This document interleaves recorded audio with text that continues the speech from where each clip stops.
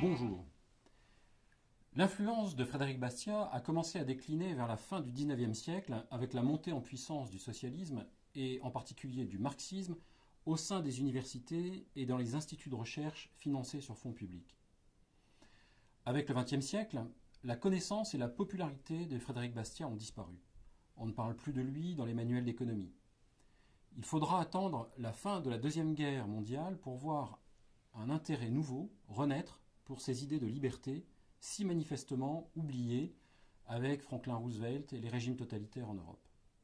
Un des artisans de ce renouveau sera l'économiste autrichien Ludwig von Mises, un de ces nombreux intellectuels européens ayant fui l'Europe, en passant par l'Espagne et le Portugal pour rejoindre l'Amérique. Installé à New York en 1943, Mises organise des séminaires qui attirent des esprits remarquables. George Stigler, Milton Friedman, tous deux futurs prix Nobel, ou bien Murray Rothbard, alors étudiant à Columbia. Et c'est au cours de ces séminaires qu'il parle de Bastiat pour la première fois comme l'une des références majeures du libéralisme classique. Il expose à ses auditeurs les pamphlets de Bastiat, La loi et l'État, non encore traduits en anglais. En 1953, l'un des participants à ces séminaires, Leonard Read, va faire traduire en anglais la loi de Bastiat et va se charger de diffuser le livre à travers tout le pays par le biais de sa fondation, la Foundation for Economic Education.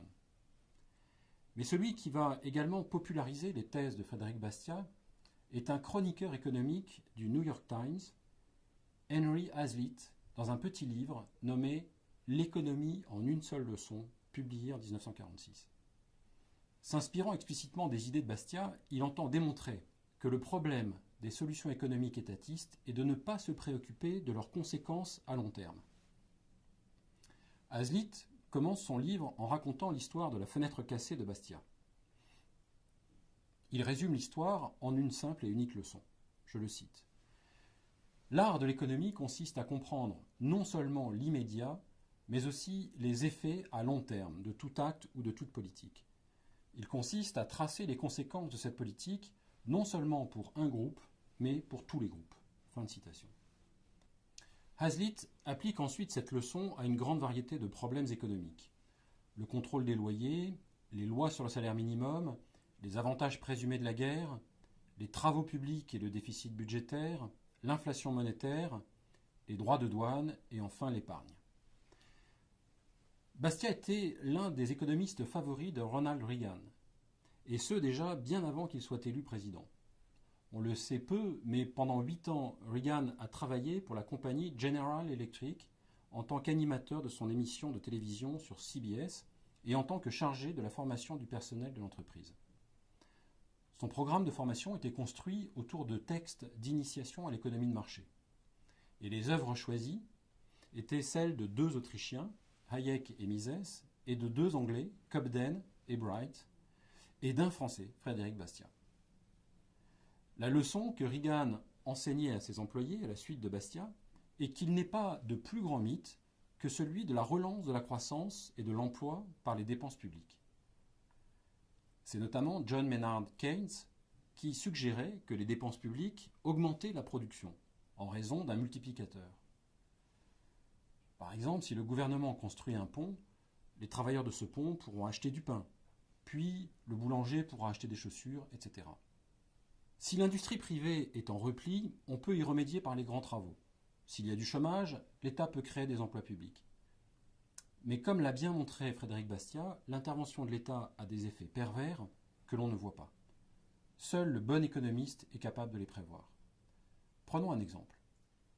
C'est une illusion de croire que le gouvernement peut créer des emplois, car pour chaque emploi public créé, il détruit un emploi sur le marché. En effet, les emplois publics sont payés par les impôts. Les emplois publics ne sont pas créés, ils sont perçus. Tout centime dépensé par l'État doit nécessairement être obtenu par un centime d'impôt ou de dette.